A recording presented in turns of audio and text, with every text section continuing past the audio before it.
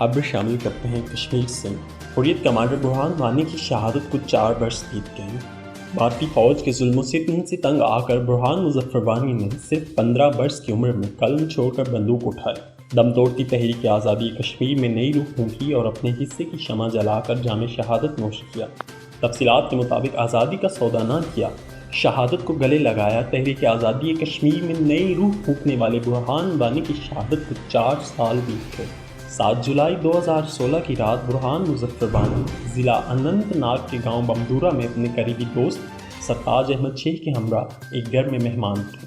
اپنوں کی غداری سے کمانڈر برہان وانی اور سرتاج احمد شیخ دشمن کے نرغے میں آ گئے۔ آزادی کے متوالے پوری رات دشمن کے ڈٹ کر مقابلہ کرتے رہے اور مقابلہ کرتے کرتے شہید ہو گئے۔ وہ دن تھا کہ آج کا دن، آج بھی کشمیر کی فضاؤں میں یہ صدا گونجتی ہے کہ کوئی روک سکے نہ اس کو، کوئی جھکا سکے نہ جس کو، نہ گولی اس کو ڈرا سکی نہ دھمکی اس کو دبا سکی۔ کب دشمن سے وہ ڈرتا تھا، دل اس کا شیر کے جیسا تھا، مظلوموں کی آواز تھا، وہ ظالم سے نفرت کرتا تھا۔ جو خون بہانے آئے تھے انہیں بڑھ کر اس نے روکا تھا، ہم چھین کر لیں گے آزادی، بس یہی اس کا نعرہ تھا۔ اس نعرے پہ قربان ہوا، ایک آزادی کی لہر اٹھی، کشمیر کی وہ پہچان بنا۔